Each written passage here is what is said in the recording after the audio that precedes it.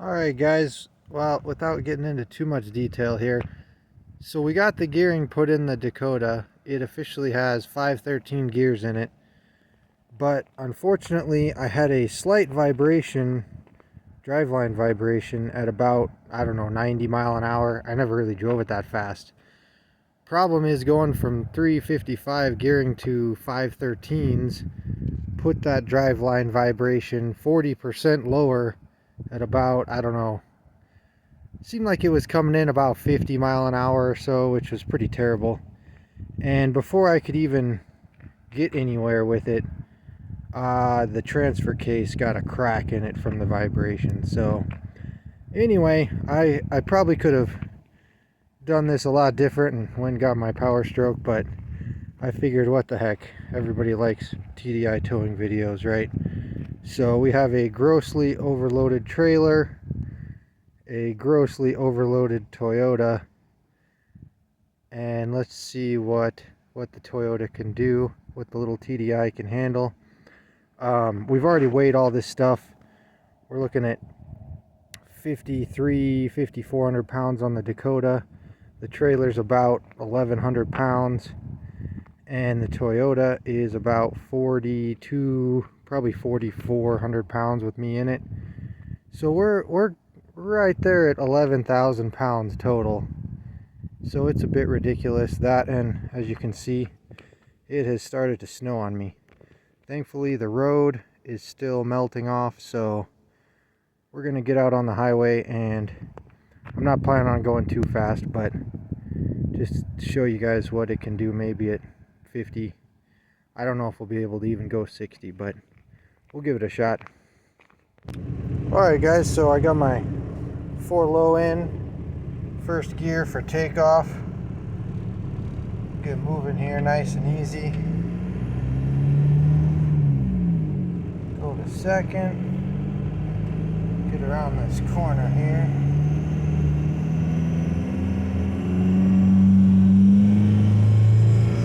Go ahead and shift over to 4 high and then 2 high. Back to first gear. And we're rolling. I really like that about this transfer case. I don't have to burn the clutch at all. So, just getting up to speed here.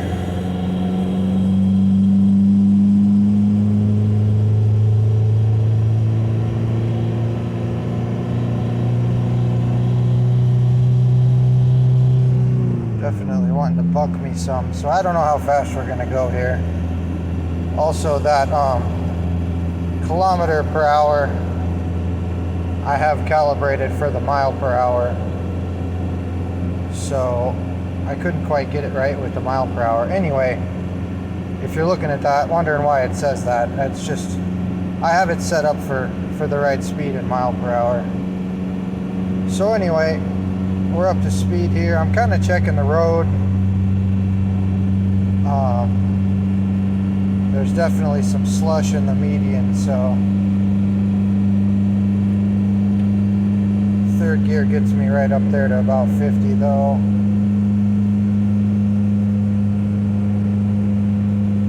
And we'll get out on the highway a little more here. Alright guys, the road's cleared up a little bit right here, so I am up to 60 mile an hour, just over 1,000 degree EGTs, and it's taken about 20 pounds of boost just to hold speed on flat here. So I'm definitely working it pretty hard, but the Dakota's cruising along behind me, so yeah, there I'm up to 25 pounds of boost now. But again, it starts to get pretty squirrely much faster than that. This trailer's definitely not rated for this, so I'm probably not going to take it too much harder than that. I'll get you guys one run up one of the bigger hills I got to climb up here, and we'll see what that looks like. Alright, I'm back in third gear now here, about 3,500 RPM. I know a lot of people don't like running these things this high, but it really reduces the engine load according to the computer. So I actually run them up this high a lot, and there's just way less boost required. I'd be clear pegging the boost gauge out here trying to hold 55, but I'm climbing up a pretty good hill here. There's one more after this that's a little bigger, but it's having no issues here. The coolant temp there, it'll climb up some, but it is only 33 degrees out though, so not really a great test. I don't think there's any way I'd be doing this in the summertime. So that hill was definitely no problem at 55 though. We'll go ahead and get to the next one. Kind of to give you guys a quick shot of it from over here. You can see that climb there.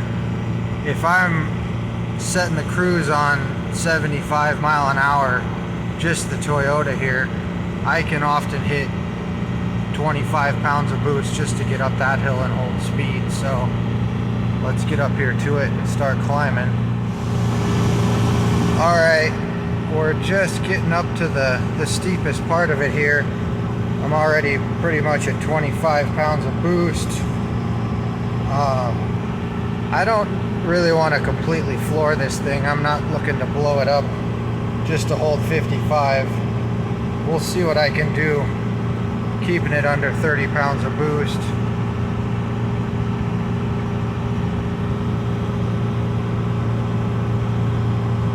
It's pulling hard. Oh yeah. Halfway up.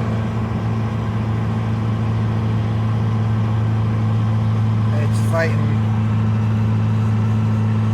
Again, I'm still in my conservative mode here. You can see I'm not even over 1,000 EGTs. And that's why I'm losing speed here. I could get it clear up to full boost, but I'm just taking it easy this time. We still only lost about 4 miles an hour, so it's trucking right along. Let's get out here and do some flat land.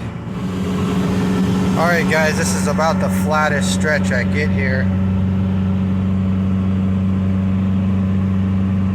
And just stepping on it here in fourth to get up to 65. The EGTs are starting to creep up to get this fast, and obviously running more boost. And it starts to get pretty squirrely, so I'm not going to go any more than that. But it's definitely able to do it. It likes, I mean, 55, 60, it didn't have any trouble at all, even climbing the hills. Again, I was running higher RPM, but that's just what you got to do with these little guys. You can get a pretty big job done. So I'm pretty pleased with this overall. Alright guys, made it home. It's snowing again here. And I am super impressed with everything.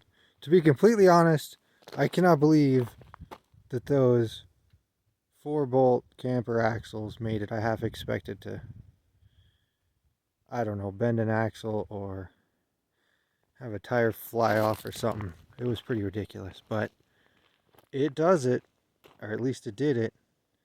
And again, it's super cold. Optimal conditions for trying to tow 11,000 pounds with a 1.9 liter, but it didn't struggle at all. Like I say, I couldn't have safely went over 65 anyway with this trailer, but maybe a better car hauler, something designed for that much weight, and maybe a little better placement.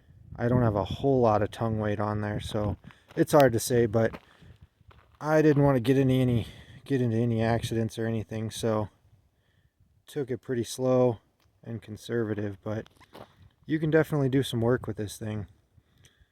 And now it's time to get the Dakota on the lift I got to just put a back half on the transfer case. Thankfully I guess that MP231 is pretty prone to cracking there. They're pretty light aluminum. So at least the mechanic that put in the gears was not surprised at all that a little bit of vibration did it. I really didn't think it was that bad. And by the time I realized it had already puked all the tranny fluid out of it. So anyway, got it home now so we can get her fixed. I've got a drive line on order and we'll get her back on the road in no time. I didn't really get to test out the adapter, but it's back together welded, and not that you can really see it in there, it's pretty dark, but it's in there and it's working. I can still drive it around, but we got a big old crack. I guess you can't really see it, but the tail housing is about to fall off. So anyway, we'll get her back going again, and then if you noticed, I've kind of started on some body work here. We're going to get this thing painted so it's not quite so bad to look at. So yeah, thanks for watching, guys. Can't be towing with the TDI.